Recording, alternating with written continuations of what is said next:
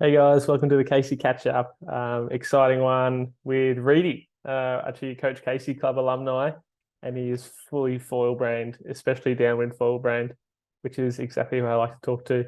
But yeah, we talked about board design, foils, different runs, and all sorts. It was a really good chat with a guy who's making his own boards and testing lots of stuff. So I think everyone's going to get a lot out of this one. Um, I go over to Western Australia in a week. So on the 10th of November, and so just want to catch up with all the fall frothers over there. Going to get a few runs in with Readie and Marcus and a bunch of crew I've had on this podcast. But if you guys want to catch up and do some downwind fall stuff, go to my website www.kcoz.com, and we can do some. I've organised a few clinics and camps. But if you want to do a private, let me know as well. Also want to thank everyone for listening. I do this just for fun. I just love frothing out and downwind foiling. But if you do want to learn downwind foiling and get into it and froth out with us, I've written a course on the Coach Casey Club. It's like an online learning community, and all the downwind foil frothers are on there, just talking about what gear to use, how they're progressing, all that sort of stuff. So if you do want to learn to downwind foil, head to kcoz.com and check out the Coach Casey Club. There's a few different basic and premium memberships, and basically it's an online course, and we have a coaching call every Tuesday, and we go through everything and anything you want to talk about. A lot of the stuff is generally taken up with downwind foil stuff, flat water paddle ups, bumpy water paddle ups, and then how to be more efficient when we downwind foil. But it's just a really cool community. I'm stoked. I'm stoked to be part of it, and stoked to say that I've created it. But yeah, just want to say thanks everyone for listening, and let's get into this chat with Readie. All right, welcome to the Casey Catch Up. This is going to be a quick one with Readie because he's dropped his car, he's ready to downwind. So we respect that. And sometimes the quicker ones are good. So Readie, first of all, thanks for coming on. A few people wouldn't know you, but I think they should because you're a frother and really pushing the envelope in a few things. I know Marcus has told me some great stories about you. But I'm actually heading over to WA in a little bit, so we'll have to get a session in. I'm literally over there in like 10 days, so I'm frothing Yeah, man. to get over there for Excited. that. Yeah, pumped. Just keep the wind, keep doing the wind dance. Yeah, But let's straight into it. I'm going to get cool. straight into questions. Yeah, no worries. Tell us all about your downwind journey. How did you get into it? And yeah, just Okay. So I guess similar to most people, background in surfing, always pretty amateur at it, but I suppose been doing it for a long time. I've got two young kids as well, so I found I wanted something else to do, and I'd spent the last 30 something years of my life hating the sea breeze here in Perth. So and like a couple of mates had gotten into prone foiling, so I did actually kind of go down that pathway. So this was January 2021, or around then, and so I bought a prone setup first actually, and then realized that summer in Perth there's no prone foiling to be had really. It's pretty marginal. So then about, I don't know, maybe a month later, I went in and went into the foil shop and met Marcus for the first time. And he, I said to him, I've got a bit of time up my sleeve. I know I want to do something, but I don't know what it is as far as foiling goes. And so he kind of explained the options. I can either do a wing or I can do this cool stuff that he's into, which is, like using a paddle, and he's like, but he kind of spent the whole time sort of like trying to talk me out of it, but like, and that to me was just like a red rag to a bull. Like I was like, yeah, okay, all right, this is what I want to try. Like what he's describing sounds amazing. I hadn't even seen it at that point. And I sort of, what he did do really well is sort of set the expectation of going, this is going to be a long struggle. There's going to be moments that you won't enjoy. And I don't know if I was just feeling it that day, but anyway, like to me, that sounded amazing. So I kind of launched into it from there. And then, so prior to this, I didn't know how to foil. So it was a bit of a shock, as you can imagine. So you pretty much skipped prone foiling and said someone tried to talk you out of downwind foiling, Marcus. and said, that's what I want to do. That's yeah. If he hadn't have actually said how hard it was and all that sort of stuff, I probably wouldn't have been as interested. But like the fact that he kind of just kept on saying, yeah, no, it's like really tough. And yeah, I was like, oh, all right, now I have to do it. So, yeah. yeah, so I had been prone foiling maybe twice before I'd sort of started. But yeah, certainly didn't know what I was doing. So I bought a board, got a Sonova 6'4" by 28 maybe, 120 liters or around there. And the first run I did, so this was the middle of summer, so it was windy. And the first run I did, it would have been less than a kilometer. And I did the whole thing on my knees. I couldn't even stand up on the board. Yeah. It was humbling to say the least.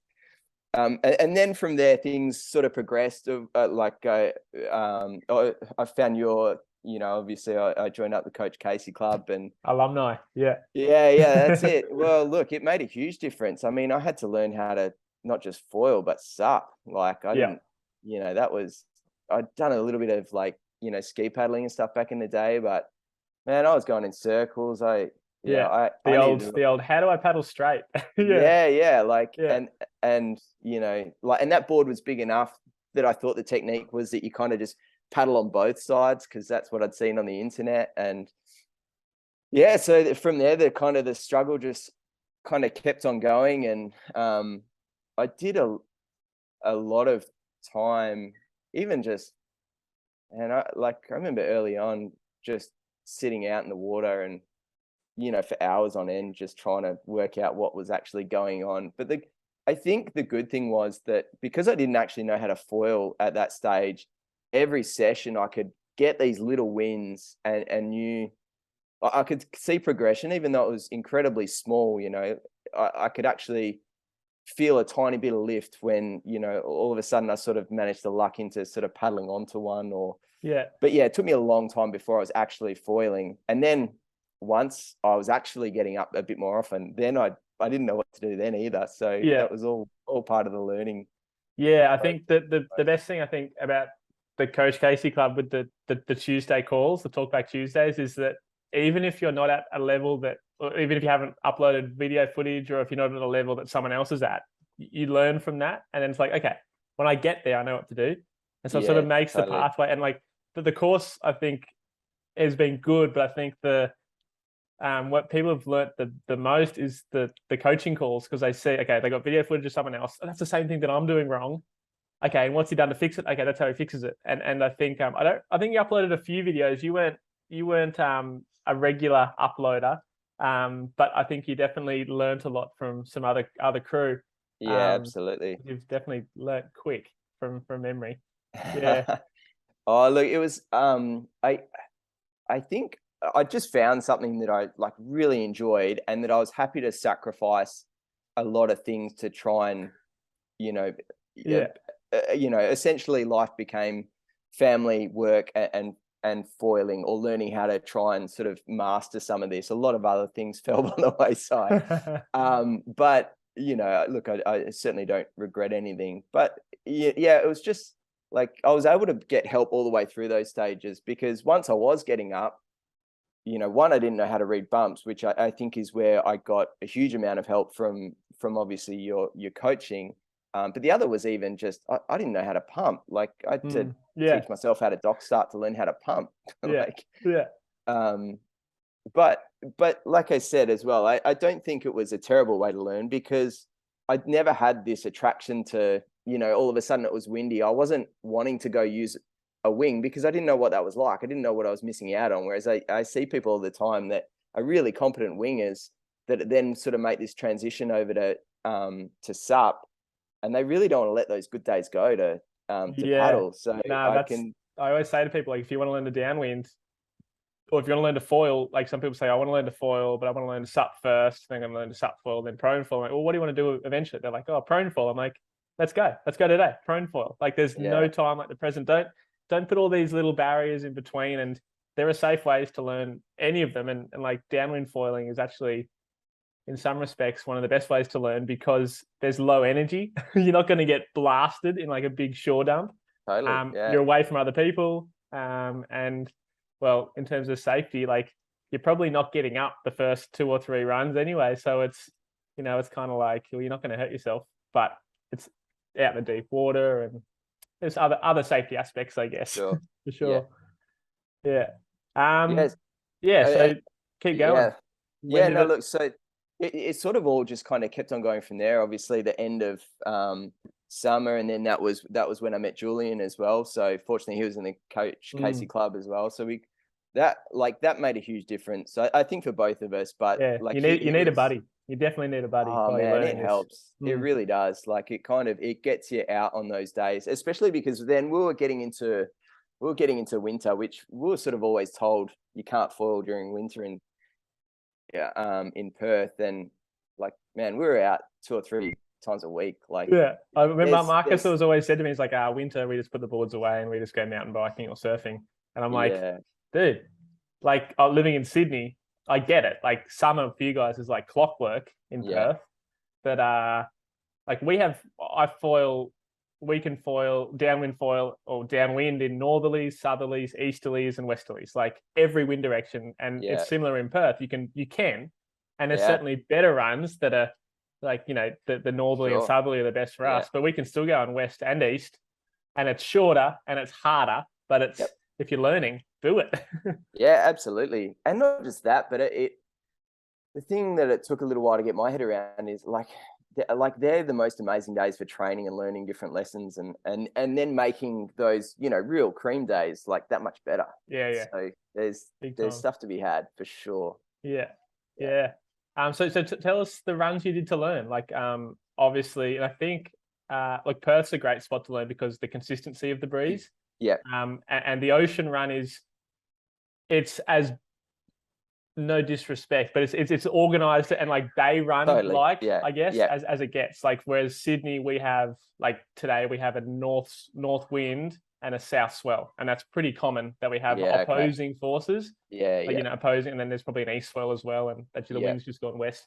But it's you know what I'm saying, like it's you guys in summer consistent breeze, and then so tell us the runs you learnt on, and what was the aha moment? Like when did it so I think the first thing is like summer for us here, like you say, is super organized. The bumps are fairly close together, and so we get wind generated swell that's like really unaffected by any sort of ground swell. That's why our summer runs are probably so like easy, really, and great for learning. Perfect for learning. Yeah. So where it gets trickier is we do get a lot more swell during kind of winter. So normally it won't be at 90 degrees, but it will often be the same direction, maybe offset by about 45 degrees. Yeah. So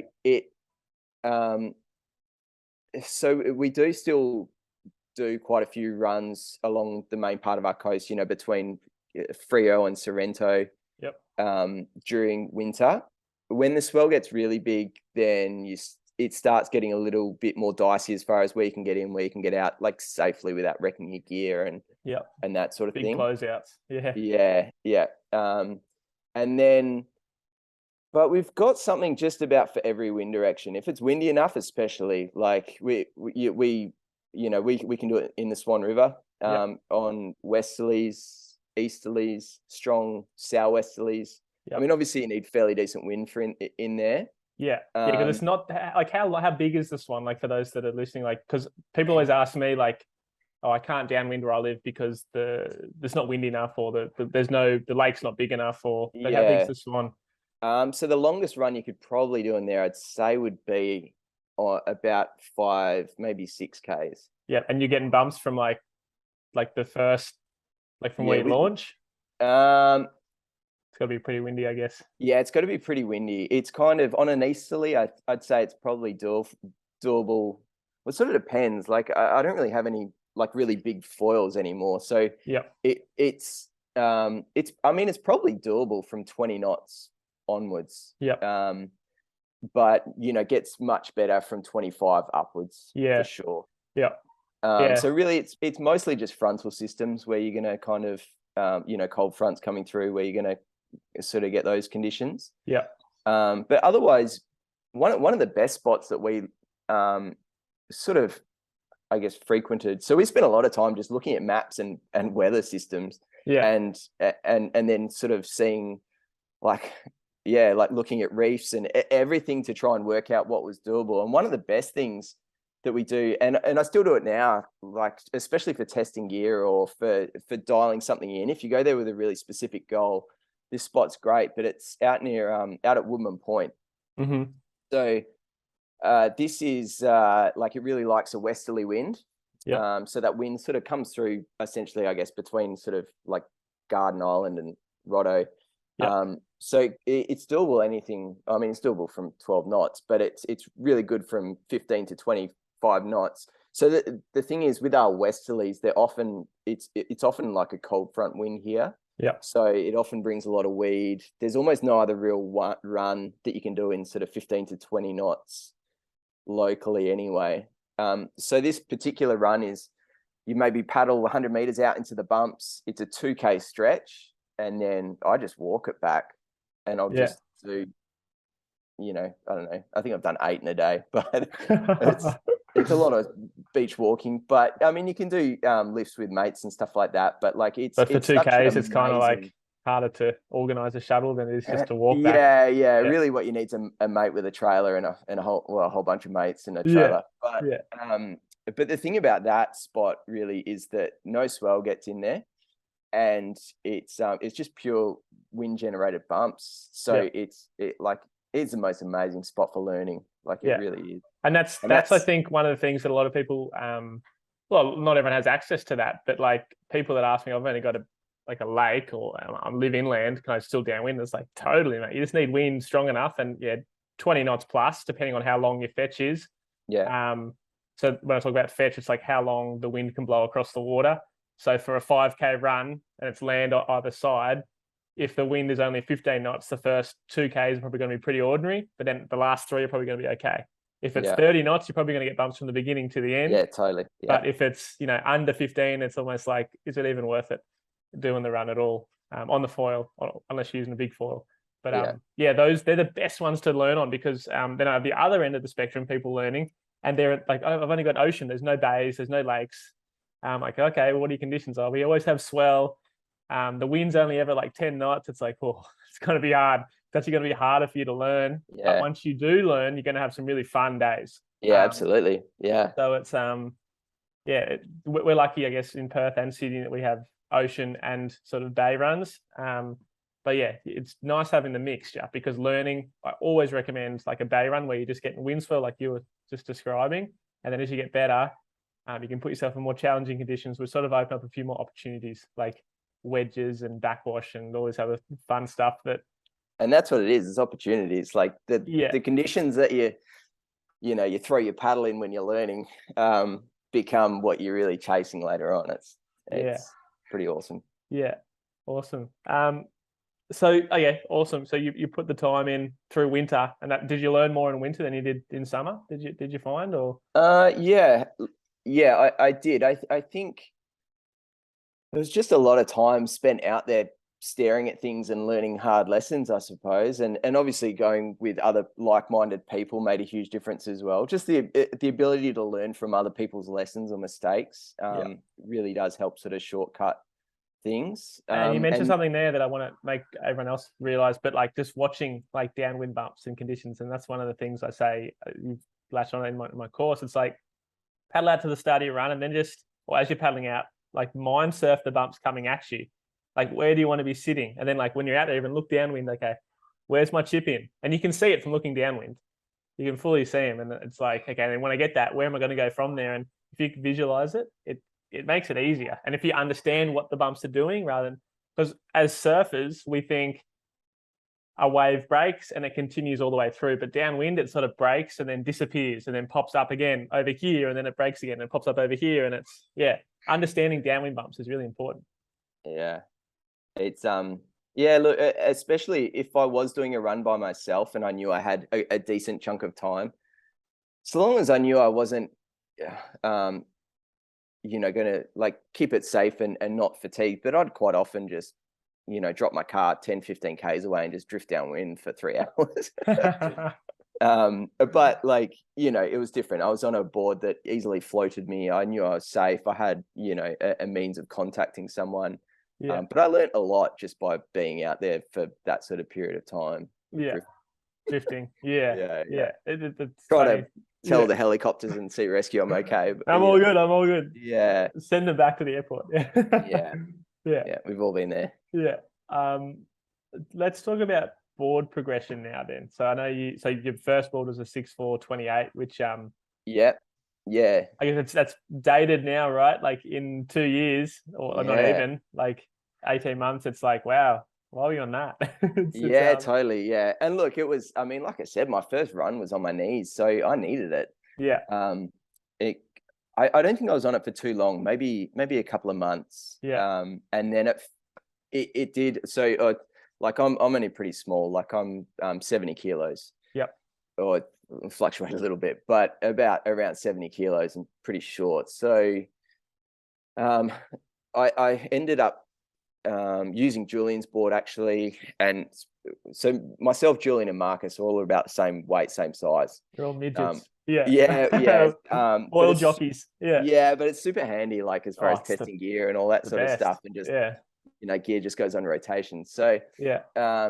I went from that to one of Marcus's old boards, which was a 6.0/24 80 litre.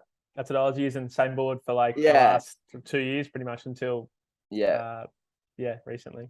Yeah, so that was a good board. That, like, I had a lot of progression on that board, especially because I was sort of starting to step down foil sizes a little bit as well. Yeah, I want to talk about that too, but let's start with boards. Yeah. Okay, we'll go with boards. And then from there, I really didn't know kind of what I wanted, and there was people were starting to play around with narrower boards, and I always used to sort of shape my own surfboards for a while before that as well. So I was really keen on learning how to maybe make a foil board. And so I started then playing around and making boards as well, and just, I don't know, I had nothing to lose. So I think the next board I made from there was maybe a 6.2/22.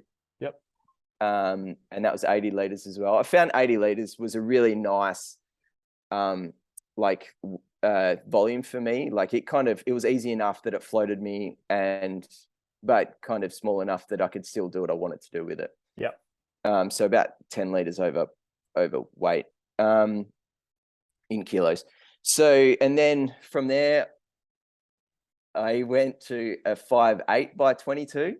Yeah. I made a smaller one. So I was really interested to see what smaller boards could kind of do for me. Yeah. And that was fun. I kind of learned how to paddle that and had a lot of fun. I want to ask you that, because okay, you've gone shorter. So what was and it's like, now we know everyone's gone longer, especially in, Maui and some of the other places. What did you find the benefits and disadvantages, or advantages, disadvantages on the 5.8 compared to the 6.2, which it isn't a lot of difference, but it is, right? Like, yeah, I think the tricky thing with that was that it was also the period of time that I was changing so much. I was getting better. I was also changing foils. But look, it absolutely was more stable, less stable, dropping size. Yeah. Even though it's the same volume, it was certainly less stable. It did feel really nice to sort of surf, but not hugely different. Like I don't think, I don't think it made a huge difference from that regard. It was more just, I don't know. I wanted to, like, and I'm still the same now. I just want to experience things, and then like have the most information I can to, I don't know, to kind of just continually progress and make sort of those decisions. A lot of it was sort of based around the fact that I knew I wanted, like, I'd been paddling a lot of Marcus's boards, and I knew I wanted a custom Sonova, but I couldn't decide what size I wanted. Yeah. So I just thought, well, I'll just make every size that I think I'd like to try, and then order that. Yeah, and then you'll know what you want. Yeah, that's right. Yeah. So, and unfortunately, I've now come to realize that probably I need 3 downwind boards, but it might be a bit indulgent, but we'll see. Yeah. Anyway, so after that 5.8, I then made a 5.11/19 3/4. Yep. Yep.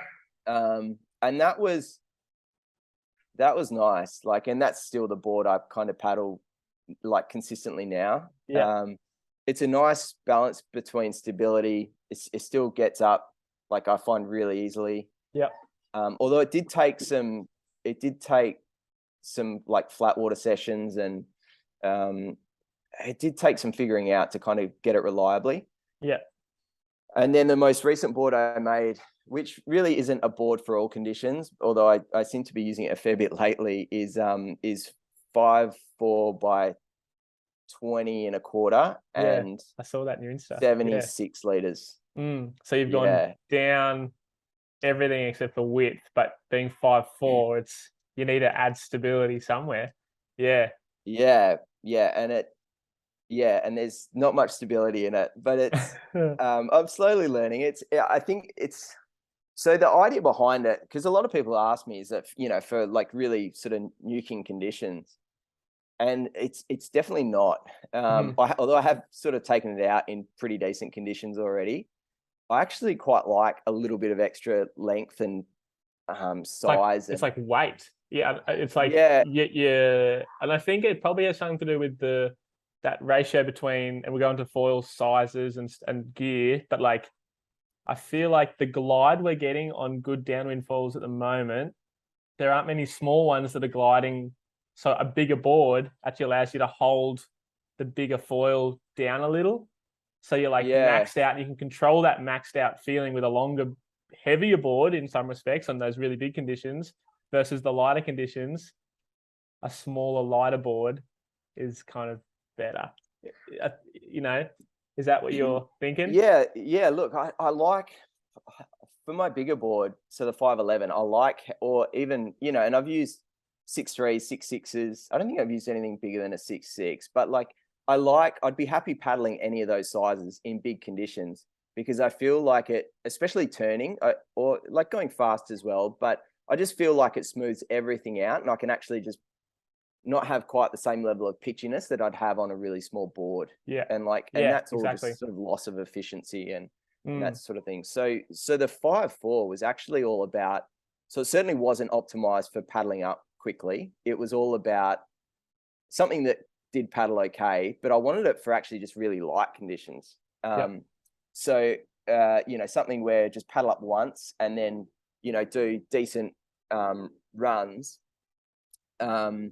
you know, decent distances, but like with minimal, like just try and be really efficient with it, I suppose. So, and that was sort of on the back of doing a few sort of prone downwinders and just loving how good a small board felt in those sort of conditions. You know, made a foil feel much bigger, and I was pretty into that. So that was sort of what inspired that build, and then just trying to make it as lightweight as possible. So I managed to keep it under 3.5 kilos. It feels amazing to ride. It's impressive. It's like a prone board to pump. So that's epic. So do you find, because it's better to pump, and that sort of, and this is what I found with prone versus sup downwind, I actually kind of prefer the sup, like you're saying, because that less twitchiness, like I guess for an example, if I prone my 1099, I feel like I can't control it. But if I sup my 1099, I'm like, oh, I can turn this around. So the extra weight of the sup or swing weight or whatever it is, or, you know, length or whatever, it's just the bigger board allows me to turn it with more control. Whereas the smaller board with the bigger foil, it's like the foil is overpowering the board. Like I can't control it anymore. And I wanted to ask you about you said 3 boards as a quiver, but I want to ask you about that too. But is that what you say? Is the 5'4" in a really big, like super windy day? Does it feel too small for you?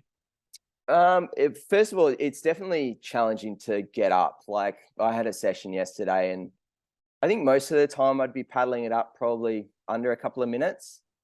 But I had one where I was a bit tired yesterday, and after the race, and ended up once. It probably took me maybe 10 minutes to get up yesterday, and that's just no good. No, that's bloody.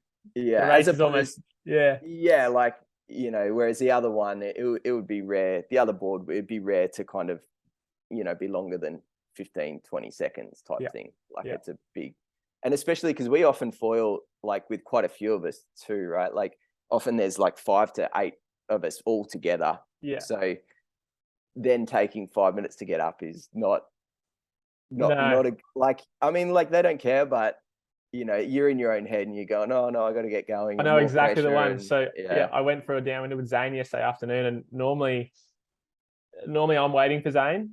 So I usually let him paddle up and then I go, and he paddled up like on one of the first bumps, but then like just as I turned to go my bump, he stalled out. So I got up and then I started cutting across. And as I started cutting across, I stalled out in this little dead zone. So it's like just in between two headlands, it gets really glassy. And then Zane got up the next bump, like in the next 30 seconds, and I'm like in my head, I'm like, oh, I've got to get up the next bump. So you're not waiting, you're not being patient, you're just going anything. And I went for like one, then I went for another one, and I was tired, so I sort of cruised back upwind. And I'm like, I got to get it, I got to catch him. And I went again, and he was a speck, and he was literally 2Ks. So it was like probably 6 to 8 minutes, and he was doing half a run, and I didn't see him the whole run. He actually called me, and he goes, "Did you break your paddle?" Yeah. And I'm like, he's worried for your welfare. That's the biggest sledge. Like I've broken the paddle. That's why I didn't get up. It's like, no, I just cooked it. I had a GoPro on my paddle, which you can't get the full power on. And anyway, that was, I fully understand what you're saying. Like when you're with a friend and they're up, it's like, oh, I got to get the next one. And all the things I coach, take your time, pick the right bump, make sure you're balanced. I fell off my board like 3 times. Yeah, it's good to have those kind of humbling moments. Oh, it is. Like, and then like just when you think you're on top of stuff, like you get punched. Like it's like back down. Absolutely. Yeah. So we were talking about the 5'4", a little bit longer, the 5'11", that little bit easier. Yeah. I'm assuming you'd want a longer one too, a longer board, or no? Yeah, I would. I think I was having this chat with some of the guys yesterday. If I had to choose one board, I'd probably have, for travel, for everything. I guess the thing is, like, a lot of my gear really is tailored to local conditions, like which are good conditions. So I think right now, if I had to pick one board, I don't know, I change all the time, but I reckon maybe around that 6'3" mark is like a really good compromise in size, and still surfs amazing and is easy to paddle up. Like is a good size to paddle up in most conditions. Yeah. I don't know, it still fits in your car. Like, there's a lot of upsides. That's what I'm riding now. I've been riding. I had a 6'6", and I was on a 6'0" for a long time, and then I had a 6'2", then I went 6'6". 6'6" felt too long, and then I've got a 6'3" now, 6'3", 21, just a production elite downwind aviator, and I'm like, I've got a 6'0", I got to try as well, and I haven't even tried it yet because just the volume and the length and the width all feel good. I'm like, 6'3" feels really nice. To me, it's a nice balance. It's like the 6'3". It's a nice length. And the benefit, I guess, and this is why, like, so coming over to WA soon, and I then talked about the race as well, but I'm chatting to Marcus a bit, and what you just said then, in a race situation, if you aren't up in the first 20 seconds, it's done. It's kind of like, thanks for coming. Like your foil has to be a lot faster to catch up 20 seconds in a 10K race. 10, and not just the foil has to be faster, but the conditions have to allow that foil to do its thing as well. Like it's kind of racing's cool. So your one board would be a 6'3", and is that because you'd want to be like for a race as well as, I guess, sort of? I think so. Yeah. I mean, like, and I say it, as if like that was the board that I'd travel with, and all, like, use in all conditions all around the world, I suppose. But which is like an absolute dream thing. But I just think. Yeah, I don't know. I like the 6, but maybe a little extra longer. There's not much sacrifice there, so and that's just for me. Like I look at other guys and think, man, 6'6" is perfect for that person. 6'9" is perfect for that person. Like everyone's kind of got their sizes, but I've just been lucky enough that I've made enough boards and tried enough stuff now that I feel like I'm sort of narrowing in what it is that I like. Yeah, I think disclaimer on all this is that Readie's paddling up pretty easily. Like he's, there's the barracudas that are like 8 foot long, and we might go into that. So why do you think an 8 foot board wouldn't suit you as well as someone else, maybe? Yeah, I suppose. Do you know what? Like, I think it's amazing. Firstly, what that has done for the sport. Yeah. Obviously there's a lot of hype around that board, and I'd absolutely love to try one. But I suppose, like, to me, looking at it, it's certainly a board that's optimized for paddling up. And I like that's just one aspect of like downwind foiling to me. So yeah, although like paddling up is really important, and if you're not getting up, it's like nothing else matters. But like I want a board, like there's just more criteria that I'm sort of looking for. I want something that surfs really nice, because often here we get really weedy days, and if you are just concentrating on trying to go really fast on really weedy days, it's a recipe for just getting incredibly frustrated. Yeah. So there'll be days that will just be absolutely looking, there'll be 5 of us in a row, and it's like, yelling out to your dad saying, watch me, like, to see who can do the best turns. Like, so I've never been on, so I think the biggest board I've been on is maybe sort of a 6'10", but I've found, just for me, like anything over about 6'6", I start to not be able to turn it in the way I would like to turn it. So, and then the other side to that, as far as I've always just seen like paddling up onto foil as something that you can absolutely train for and get better at. Like, no one likes flat water paddling, but like it is an amazing tool to actually perfect your skills and find your weaknesses and like work on little bits and pieces. And if I've only got a really small limited window, between looking after the kids or whatever, that's something that I will go and prioritize to do, because I want to make my downwind runs that much better, I suppose. So when you're not sort of as focused on paddling up, like, then you start looking towards other things. So yeah, that's a long-winded way of me saying I don't really want to board that long. But I also haven't tried it. I'd be super open to trying it, and I'll eat my words if it turns and surfs amazing. Yeah. I guess the other thing that I think is worth mentioning is Perth bumps are pretty tight. Like, they're close together, whereas Maui bumps are like really stretched out. So that's, to me, and here in Sydney we have everything in between, and the backwash messy conditions makes it sort of harder. So that's where I've sort of settled on the 6'3", and it sounds like the reason you like a shorter one, shorter than 6'3", for in your quiver, is that the bumps being tighter, you need a board that fits in the bump better, I guess. And so like an 8 foot board, and I found that I had a 6'6" I was trying out, and that's not long compared to a barracuda, but in really tight bumps, when I was going to pump off the surface, I actually nosedive, because the extra speed you get as you come up onto the foil. I was actually nosediving into the bump in front on a 6'6". Wow. And this is a river mouth, like there's a Kingscliff, and the creek was running out and the wind was blowing in, so it was just a little micro climate of bumps, I guess. And once I was out in the proper bumps, it was fine. But I do poke the nose a little more on a 6'6" than I would in a 6'3", which makes sense. So then I make the conclusion that if I went to 8 foot or over 7 foot, then I'm going to poke even more.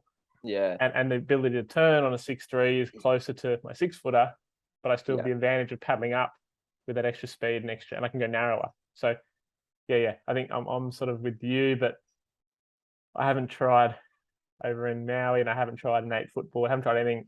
My first downwind board was a 7'2", and that felt fine. But it has been a while since I've used that again. So let's keep going. Let's talk about paddle ups in bumps versus flat water. Is that something that you've worked your flat water starts? How do you? And this is one thing when I'm coaching, I tell people to work flat water starts, because it's a reliable. If you can get it, it's a reliable tool. You can get up in any conditions. But I don't feel like you have to learn to flat water start to downwind, like, at all. No, absolutely. The other thing I'd say about flat water starts as well is that you don't actually have to you don't have to get up to learn stuff. Like, yes, exactly. like you know, you can feel these little tiny changes in progression and technique that might still mean that you're like ages away from actually getting up on foil, but you'll learn stuff from it. So I mean, it's a really good way to throw up. But but like, I don't know, we made a bit of a rule a while back that like before you could sell a foil, you had to flat water start it, which is or before you like go down sizes. But anyway, Yeah, that's a good so I don't rule. think I'll be going down sizes for a while. But yeah, so I think that's really important. But like, maybe more important. Well, definitely more important, really, is learning how to paddle in bumpy water, because it's all then about timing and technique still. But and the two just certainly mesh together well. Like, there's stuff that you'll apply from one that absolutely crosses over to the other. But yeah, you need to spend time in different types of bumps to actually, like get a bit of a feeling and progress with that. Yeah. So talk us about the timing. Like, what are you looking for? Yeah. Okay. That's a good question. Man, I've taken so many tips from different people like over this time, but I guess for me, I don't like, and I know you always say sort of don't look back, and that's obviously a really key one. I probably, so I'm like regular footed, I'm paddling on the right side. I do look sort of down and back, I suppose, a little bit. And I've been thinking about it too. And I look, if I see a set, it's a good indication. But when I'm paddling for the bump, I guess I look forwards. Yeah, totally. Yeah. But if I'm waiting for a bump, I definitely look sort of 90 to 100 degrees back behind me. Yeah. And Different. I think like you certainly don't want to look too far, because like, as you've mentioned already, like if you're seeing something like 50 meters away, it's not going to be a bump by the time it gets to you, or maybe it will be, but it will look completely different and might not be of any use to you. So you don't want to go sort of chasing that sort of stuff. So yeah, essentially what I'm looking for is, like, I will look at the conditions as I'm sort of paddling out, try and recognize some patterns and sort of see what's going on, because ultimately, like, what you will find is like, you will have, you know, a set of maybe 4 or 5 bumps or something like that. I don't know what all the, I guess, the terms are called, but like, it's almost like set waves, I guess, of bumps.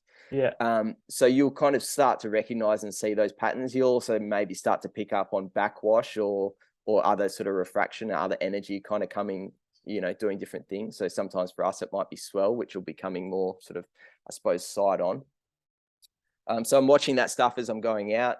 Then I'm turning downwind and stand up on my board, and then essentially all I'm doing is starting to sort of feel what the board's doing underfoot. You know, seeing how steep some of these bumps are, and as I'm sort of coming off the back of them, how sort of steep they feel. And then essentially it's a combination of feel and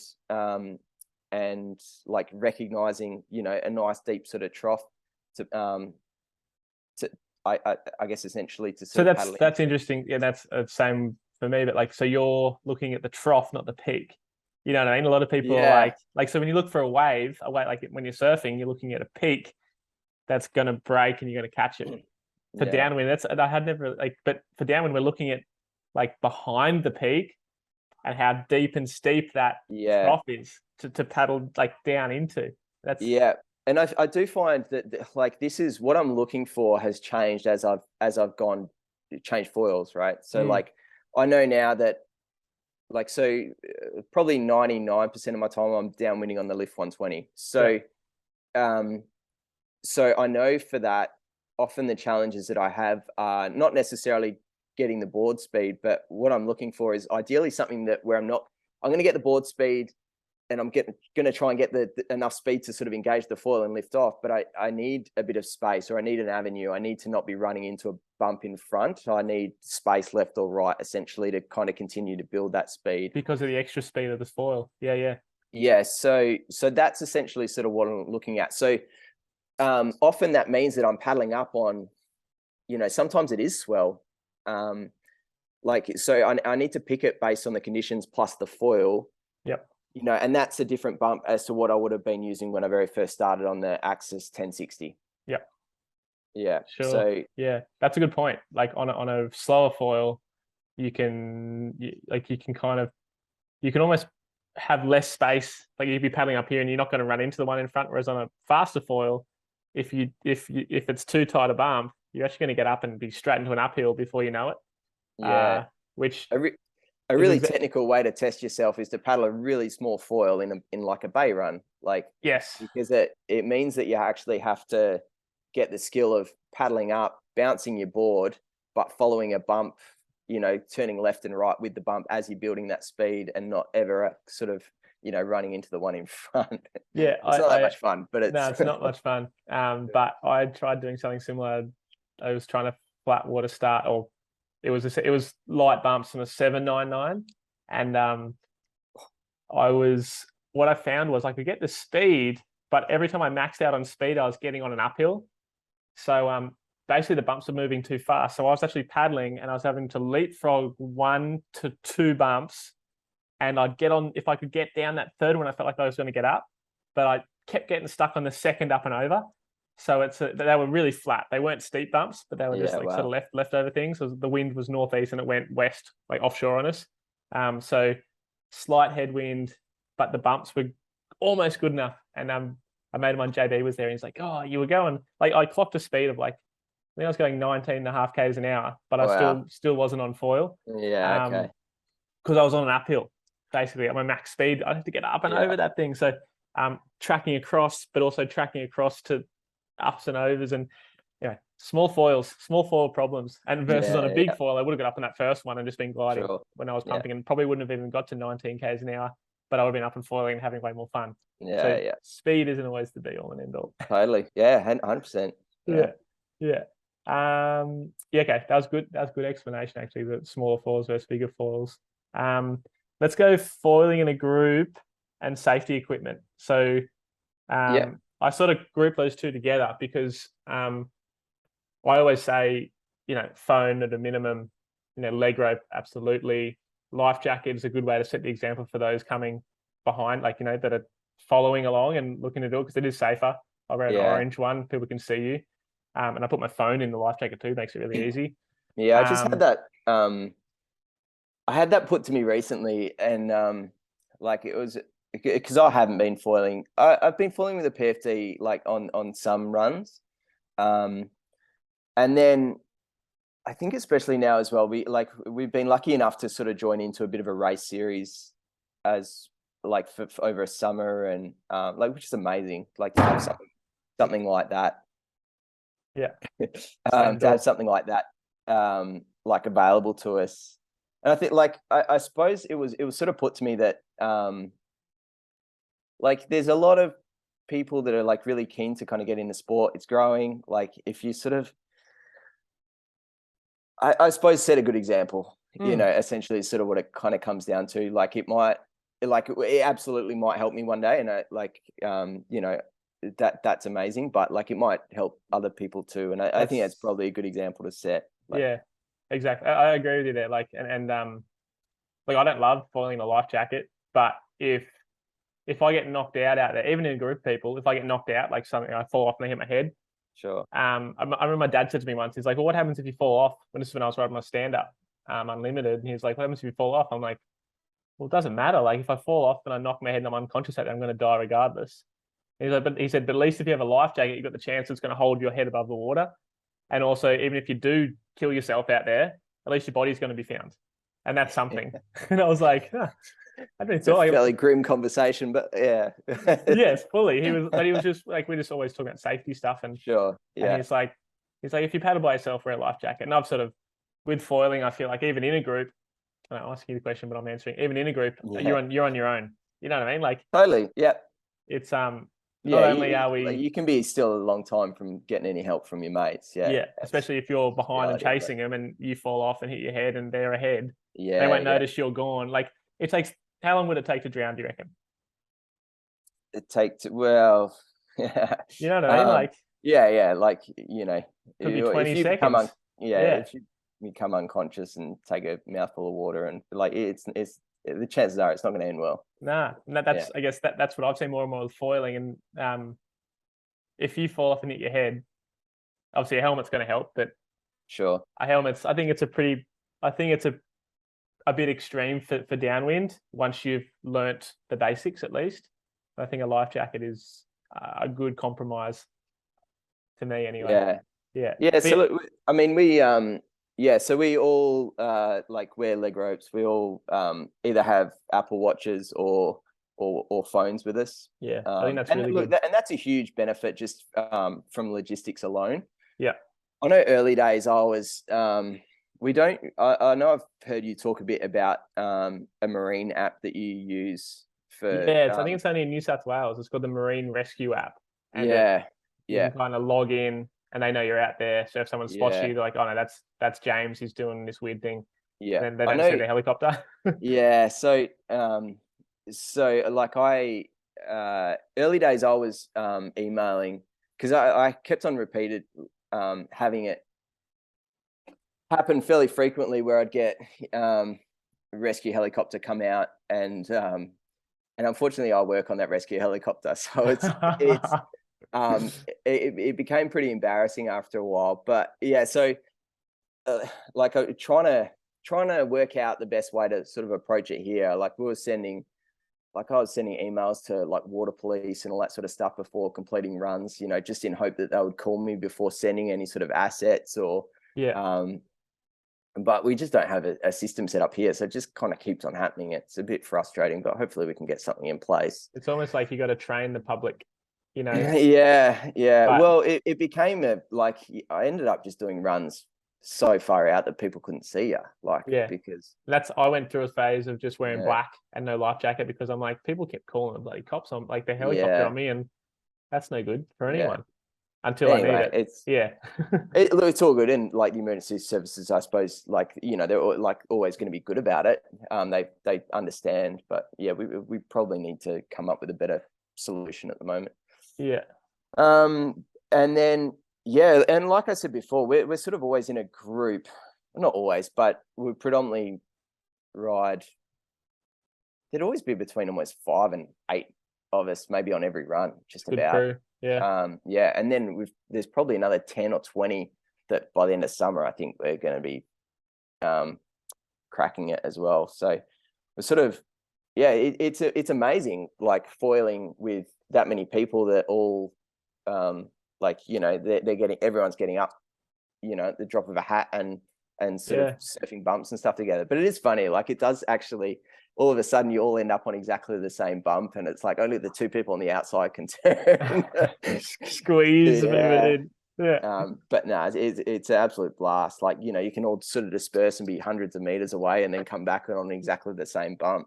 It's pretty incredible as well, like just how close it all is. And like, I'm sure we'll get to it, but the race that we had on the weekend was kind of evidence of that too. So but apart from other safety gear, I think that's mainly it. I guess one point I want to make is just because you're in a group doesn't mean you're safe. I think I'm more connected with a phone than I am just going out with Zane. Like yesterday, for example, he thought I broke my paddle. He called me when he got in. Did you break your paddle? No, I'm good. So I actually answered the phone while up on the floor and said, no, I'm good. I'm on my way. And that if he hadn't had that phone call, he wouldn't have known until I got back to my car that I was sweet. So that's a phone. And I've had a similar situation with Perth Sandlick. We did a run from Manly to Palmy, and we were both off the same headland, but the swell was big enough. We were both sitting down, couldn't see each other. Like we were maybe 200 meters apart, but we couldn't see each other. With a phone, we can keep going because we know each other's safe. So I think a phone is probably one of the best things to have on you. So definitely recommend some sort of communication device. And it's hilarious. All of us out there, like, with our Apple Watches and like, and now like you see some spectacular crashes when people are trying to listen in on their watch. It's pretty awesome. Just got to call someone if they're ahead. Just be like, slow them down. I'll call them. Let's go into the race. Let's go to the race that I just spoke to Marcus earlier today about it. But I'll let you tell the story. Okay.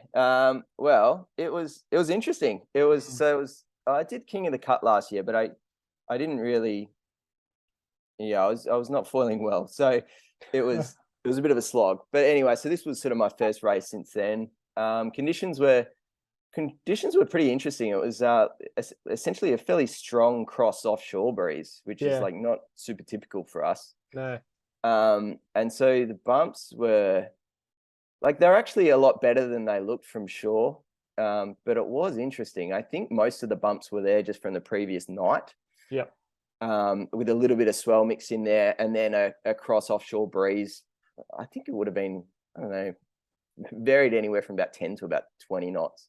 Yeah, okay. It's not ideal. So, yeah. So I think there was 5 of us on the start line.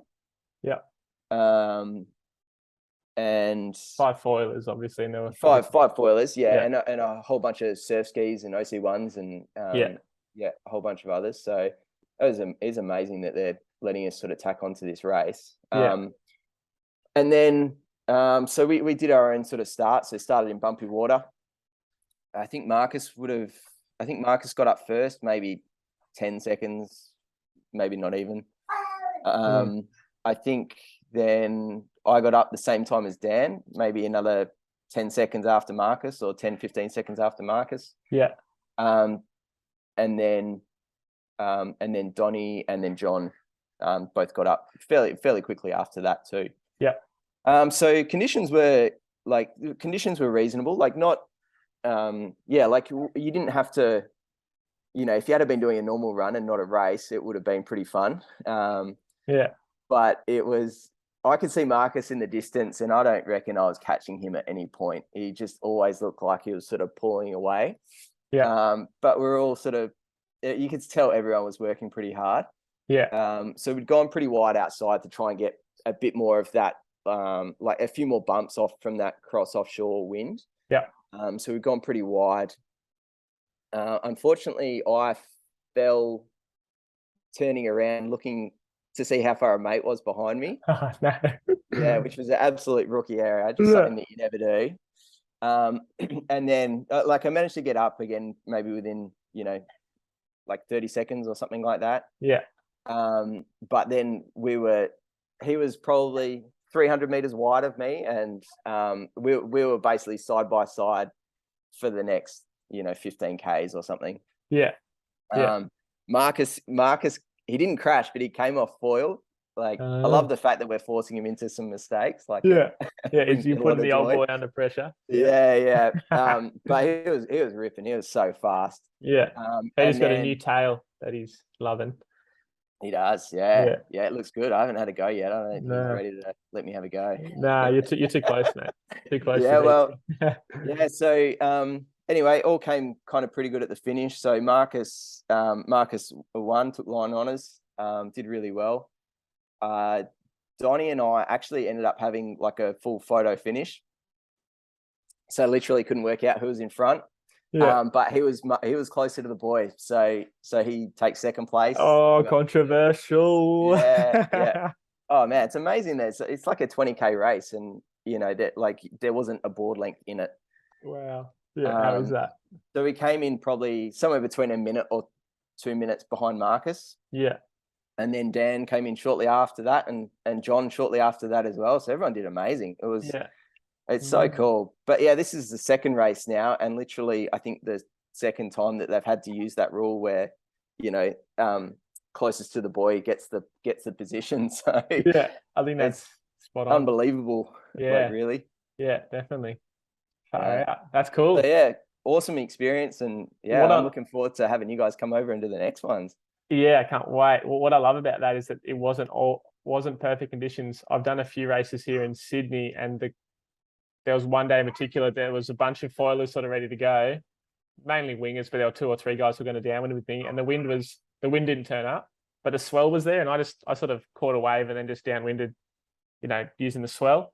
Like you guys are doing basically, because the wind wasn't helping. And I think in the future there's going to be, you don't need less importance for good conditions to race. Like, I'm not going to say flat water, because I don't think that would be much fun. And there probably will be flat water races in the future.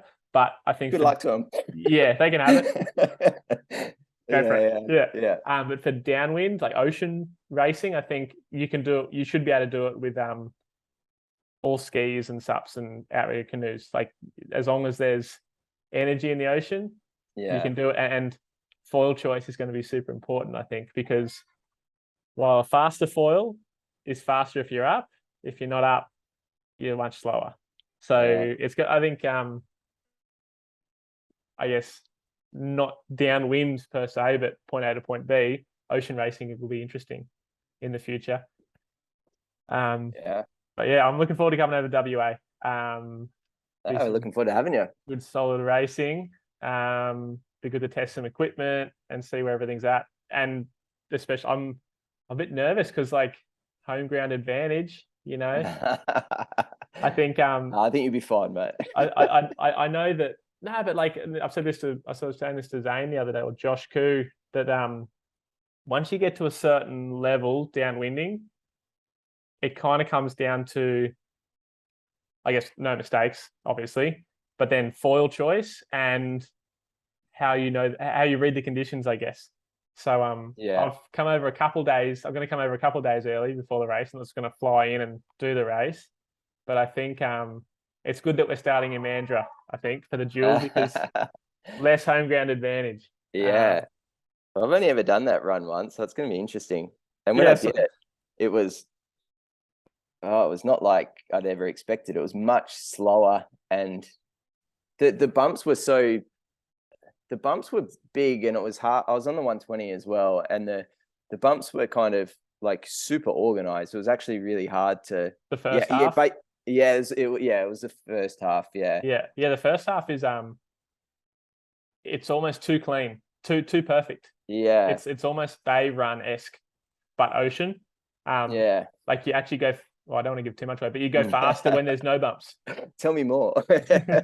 when there's a set, you're actually going slower because you're stuck between the bumps. Whereas if it's a lull, you can actually get quicker. Gaps. You get the gaps, exactly. But the second half of the run is, I think we should just agree that we're doing the full run, and the second half I think is interesting. Oh, you mean like all the way to Secret Harbour? Yeah. I think that's heaps of fun. That's where the fun starts on the foil. Yeah, agree. And on the SUP, like the first half is great. It's nice, easy, clean, but you may as well be in a bay. You know, the second half is bombing. Well, hopefully we get good conditions for the West Coast downwinder as well, and that's a fun run. That's going to be fun. That's home ground advantage. That's you probably have to carry some weed in my pocket and throw it behind me or something. Mate. So throw the banana peels out. To Marcus's foil. Yeah, that's it. Yeah. What else? Okay, I actually want to ask you about most unique downwind run. I think you've got a good story here. This was sort of bred out of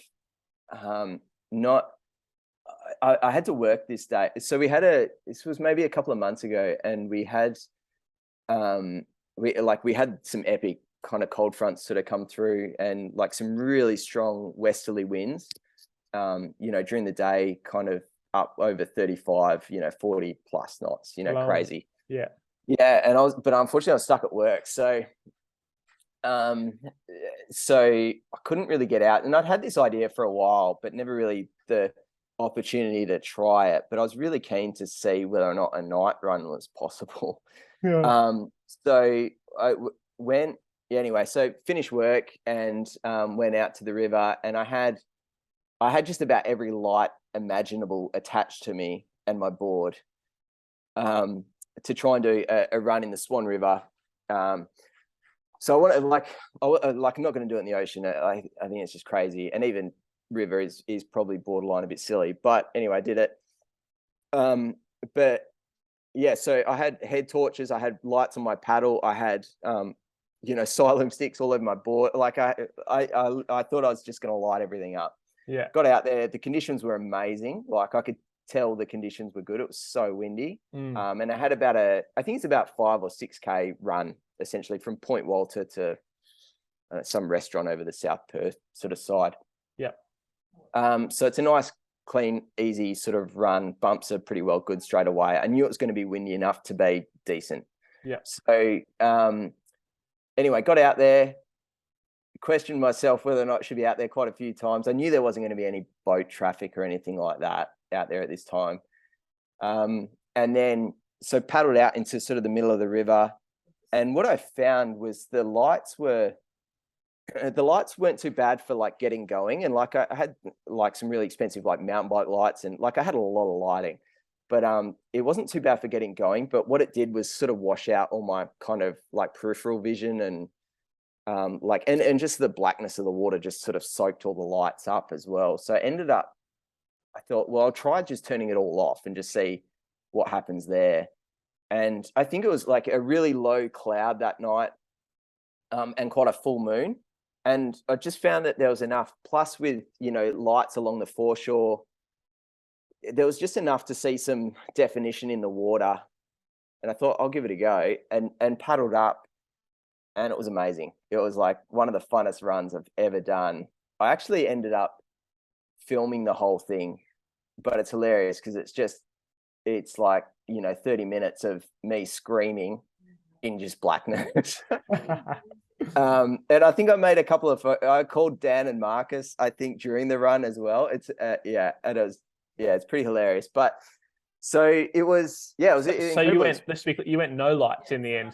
The no lights, yeah. So once I turned everything off and just sort of sat there for a bit, like I could start to make out a bit more sort of definition. And it was enough to, I definitely wasn't riding efficiently. Like I could tell I was riding pretty safe, much lower on the mast than normal. Yeah. But yeah, there was more than enough energy to kind of keep me going, and it was easy enough to feel and read. And the only sketchy thing was that like I found that there was a couple of unlit markers in the river. And I got far too close to them before I realized that they were there. So there was a couple of sketchy moments, but so it's not something I'd recommend, but like it was a cool, unique experience. And then luckily I had a very understanding wife come pick me up at the end. So yeah, that's important. Yeah.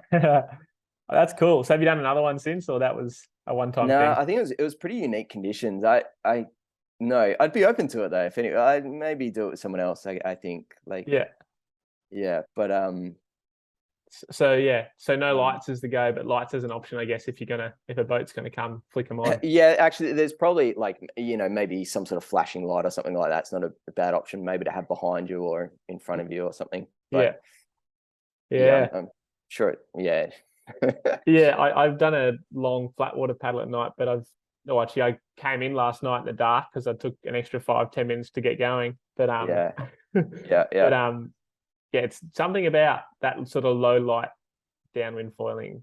It is fun. Yeah, it's definitely challenging though. Like you lose a lot of efficiency, I reckon. Like, for sure. It's just forget that. It's just a different experience. Like it's not fully lit. It's a bit more feeling out, I guess. Yeah, totally. Guessing what's there, I guess, in a little bit. Well, I think you mentioned me. You said you wanted to ask me some questions on here too. So I do. Yeah, man. You're captive at the moment, so this is my opportunity. So I can always say no. Yeah, absolutely. So two things. Like I'd be really keen to know, specifically for downwind, I suppose. Like unless you want to answer it for something else, but really, like something that you've learned like lately. And also something that you're currently working on for downwind. Well, I think is it the most obvious one, techniques. Actually, I'll start with equipment, and I was using an 82 centimeter mast for a long time downwind, and I think it's definitely better for turning, same as I think it is for surfing. Like for surfing, it's like leaning over harder. It's super fun. But I've gone to the 75, and there's definitely some. You're more efficient. You just have less mast in the water. Less weight. There's therefore less drag, and as long as you don't come off because you breach, it's faster. That's I think sort of obvious. People have been talking about like a gravity, like because if you get right at the top of an 82 centimeter mast, and you can glide longer because you have you can basically go longer without pumping. Sure. I think there's something in that, but for me, it seems fairly condition specific. It's got to be good bumps, I think. And on top of that, if for the short mast, I think it's great, especially if you're a little bit underfoiled, so you can go faster. with a shorter mast. But if I'm maxed out, overfold, massive conditions, backwash, all that sort of stuff, 82 centimeters is really nice, because being overfold, too much power, too much lift, too much everything, you're going to be naturally riding higher anyway. And also with all the messier with the messier conditions, you're less likely to come off with the longer mast, or the board touch down, which I think is also going to slow you down. If your board's in the water, even if it's only for a second or two, you lose a lot of speed, no matter the design. Even the tail, like, Kalama, barracuda, pintails, if that's dragging in the water for 2 seconds, that's a massive loss of speed. Versus a longer mast, less touchdown is going to be quicker. But unless I'm hugely overfoiled, or I'm going for like carves and turns, the 75 is what I like. And I know people going even shorter. For me, the span of a foil is really important too. If I'm on, say, the 1099 on the 75, I kind of can't turn at all. Like, I'm like turning like this. I'm not banking. So that's a big one. But interesting. That's kind of what I've been playing around with a bit. And because Sydney's quite, like I said before, it's pretty rare that you only have wind swell on a downwind run. It's normally wind swell plus ocean swell plus like a mid-period swell plus a ground swell plus a rebound plus refraction of every headland that you pass. So it's certainly not ideal place to be using a shorter mast, but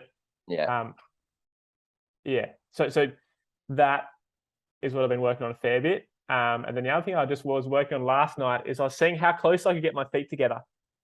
And my theory being, the wider apart my feet are, the more up and down my board goes, the closer my feet are together. If I'm already high in the mast, my feet are super close together, then I will therefore be able to stay higher in the mast for longer. So, and I got to a point where my feet were like not quite heels together, but I was less than like 5 centimeters apart in feet. And it felt really nice. Felt really nice. I couldn't do it all the time. I was a lot of shifting going on, like getting a good bump, feet close together. How long can I glide for? You felt like you had the control that you needed? Plenty of control. Couldn't as long as the bump was good. It actually made it, coming from, I guess, foiling since 2018 or whatever it was, 2017, using more of a front-footed foil, that the pump, I would quite often pump, especially with the newer foils, I pump too deep. Whereas with these new foils, you kind of more of a neutral feel. You don't have to, and it's because I'm downwind by myself mainly, sometimes with Zane. And so speed, it's not often a race. It's normally just surfing and carving, and so it's kind of like, well, I prefer to just not come off and just enjoy myself than see how fast I can go. And even when I'm going as fast as I can, I'm looking at my watch, but it's more like a good bump comes past me. If I can hang on that for longer, I go quicker. And if no bump comes, no matter how hard I try, I'm not going quicker. Because I'm not comparing myself to anyone. I'm solo a lot of the time. So trying to dial that in, heading over to WA, see if I can get some more efficiency out of my foiling. And the close feet together was something. Also been working on Kane's, what's he called, a pump squat, like sort of. Right, yeah. There's something in it. There's something in it. Yeah.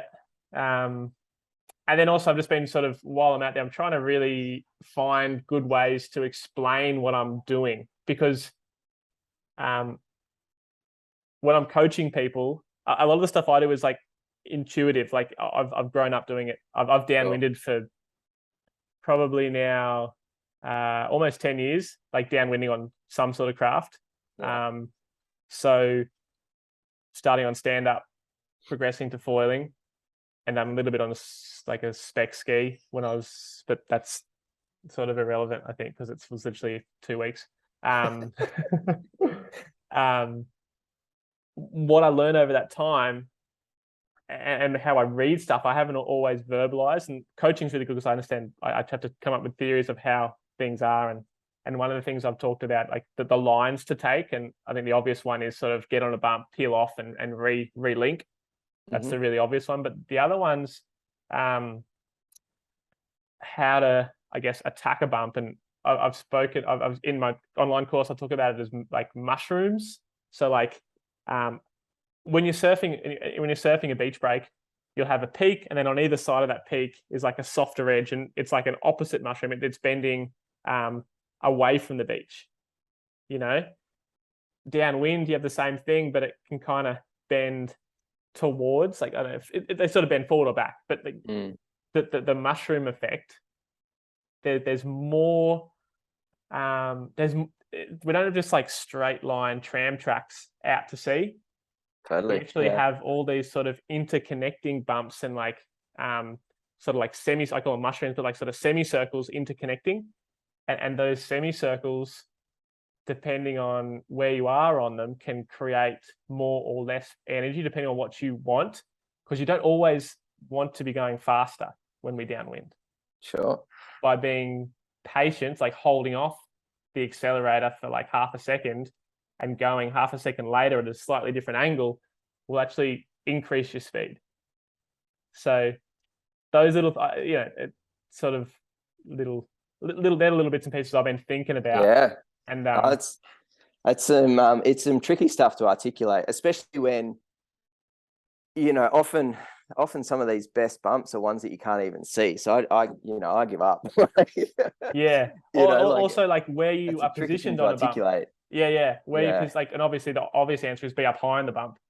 But one of the things I learned when I was stand-up paddling is actually, if you can be further behind the bump than you think you need to be, you'll actually be faster, as long as you don't fall off the back of it. Yeah. So that's another thing I've been working on, and like also like trying to help people with. And I don't want to give away all the secrets, but that's stuff that I'm working on for my online. Like I always update the courses as I go, and when I come up with an idea, like I got to put that in. So little bits and pieces like that, like the mushrooms and where to sit in the bump, the lines to take, all that stuff I think about when I'm out there. And I even like, I just grab my phone, it's normally in a waterproof case, and I film, and I'll like point in front of me. And I say, like, leave that thing there and turn this way. And one I did the other day for the group was, I called it recycling the bump. And it's just a different take on peel off and relink, but it was a good one to sort of show crew what we're doing when we're downwind. The main thing is like, it's just trying to educate people, because out to sea, downwinding is very different to surfing on the shore. Totally. The way the waves break and interact, and people, like when I first got into downwind on my stand-up, I thought I was catching one wave and riding that wave from one beach to another. Yeah. It's so not that, especially on a stand-up. It's linking multiple bumps. And actually, on that, I recently did the Aussie titles down in Phillip Island for stand-up, and we had epic conditions at Phillip Island, really windy, super windy. Like I would have loved to foil it, but it was good to be on a sup and race some of the top guys, Ty and Kalen and Johnny Hagan. Yeah, I saw some clips. And it was bumpy. It was super bumpy. We're doing like, on a sup, I did a 325 kilometer. Like that's that's a slow foil time. Like it's a slow foil. Yeah. What I found was, and I'd never really realized this, I haven't paddled my 14-footer downwind for a while, but when I was paddling downwind on my stand-up, you've got to paddle hard to get the board up to plane, and then you're pretty much riding a bump just like we would on a foil, and you're trying to ride it for as long as you can, and obviously you get to a dead end and you got to come off plane, you then got to go again. It's actually really similar to what we do on the foil, except there's less extreme. On a foil, we're up and we're going, and when we're going, it's all really good. Like you have heaps of glide, but when you get to that dead spot and you come off foil, that's really bad. Obviously, you got to get back up onto the foil. For the 14-foot stand-up, it's not as much effort to get up and going, and then when you're riding the bump planing, it's just like foiling. It's like any craft downwind, you're on the bump and you're surfing the bump, and then eventually you come off the plane because the bump disappears or you make a bad decision. And when you're off the bump, you then got to paddle up again. And the speed differential is obviously a lot less than foiling, but paddling up onto plane on a stand up is actually very similar to paddling up onto foil on a sup foil downwinding, which I'd never drawn that parallel. And a lot of people who downwind on a sup actually would probably never have even got to that point where they're planing for a long time on a board. But it's hard. It's, they're 14 foot and they're heavy and got to position them in certain spots. But for, I guess, the guys that are going quicker downwind on stand-ups, so they're planing and they're surfing and they're on the bump for a long time. And yeah, it was cool I hadn't paddled a stand-up for a long time. And the similarities were crazy actually, because like on the bump, obviously conditions were really good, so I was surfing more than I was paddling. But perfect. Yeah, that's why I got second, not fourth. Johnny and Kaylin are much faster paddlers than me. Ty as well, who won, because I haven't been paddling much, but because I could tap into my downwind knowledge. I'm like, I know how to do this, and I was like planning. I was like, okay, I'm foiling more or less, just really slowly. So it was cool. So awesome. That's what I've been sort of working on and trying to improve upon, and just drawing correlations between my experiences and trying to explain them to the crew I'm coaching, and then those few little tips downwind, I guess, and trying to articulate, like, the better you can understand the conditions, the better you can then read them and make the most of them, I guess. Absolutely. Yeah. So that's what I've awesome, man. Thanks for sharing. Yeah, no worries. I don't want to hold you up any longer because I know I can see your car's ready for a downwinder. So I should be getting picked up any minute. So I won't keep them waiting. But and wanted to say thank you as well for everything you've done for the sport, for my own benefit. Like, man, pleasure, early days, like I spent so much time scouring YouTube and like so hungry for content. And when this podcast came out, man, I've watched every one multiple times, and I'm just super grateful for everything that you've done for the sport. I'm stoked that we can call it a sport. Honestly, like I really think we're probably 6 to 12 months away from it being like WA is going to be fun because got 10 to 20 guys at the moment here in Sydney. There's only really sort of 2 or 3 guys that I'd go with downwind, and sort of we're all in the same sort of level playing field. We're all up and going from the start and don't come down. But it's growing, and I really think it's about 6 to 12 months away, and there'll be more like 10 to 20 like over in WA. But man, it's sick. That's exciting times for sure. Everyone get out there and give it a crack, because absolutely, the racing's coming. And I hope I do think the racing thing becomes a part of the sport, but I really think what we're doing now, most of us now, just the runs together and surfing between, that's the core of the sport. That's where I think the beauty of it is. I couldn't agree more. Yeah. And the downwind, like, going fast is fun, but if it's going, like, I think personally, I like going fast when the conditions are big, because you have to work, and it's like lots of opportunity. It's more like how long can you hold on to one bump versus having to pump up and over stuff. And I rarely use my paddle when I'm up on foil, because it's I'm surfing more than I'm paddling. So it's but thanks heaps for coming on, Readie, and go enjoy your run. Think about those pleasure, mushrooms, man. And sitting on the bump high. No, we'll do. And look forward to seeing you and Zane coming over in a couple of weeks. So should be fun. What equipment are you using to Savo? Today I've got the small board out again. So conditions, I think will be between about 15 and 20 knots. So it's good. Decent, and it's like, it'll be southwest, so nice direction. So it'll be under a couple of meters, so like not too much influence there. The weed's not too bad at the moment as well, which is awesome. That's good news. Yeah, and I think I've got the 120 there. I'm a bit worried about taking the 90 on the new board.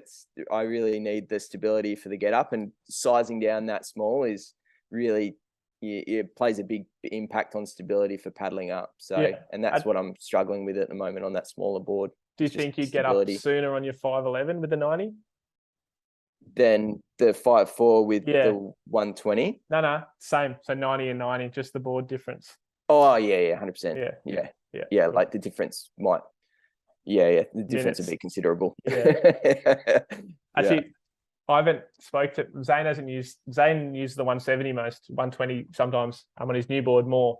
But how are you finding the 90? Because I'm keen to try downwind that thing. It looks Man, it's honestly, it's unbelievable in the right conditions. Yeah.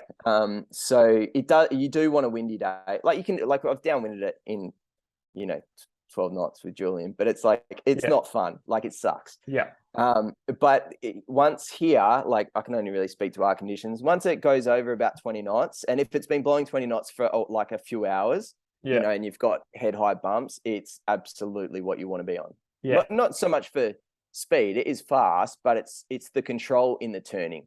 Yeah. Like, you can rip the hardest turns and it loves it. Like, there's so much control there. Whereas say on the 120, if it's really big, like, I might have to safety surf some bumps, like, and I can't, when it's big, it's a big foil. Yeah. The 120 is a big foil in a small foil's body. Yeah, it can be. Yeah. So what I get from the 90 is it can be a bit harder to work, especially if you put it in a bad spot, but it's not that much harder to paddle up, in all honesty. And it, like, the control that you get in turning is like, it feels like a sports car. It feels rad.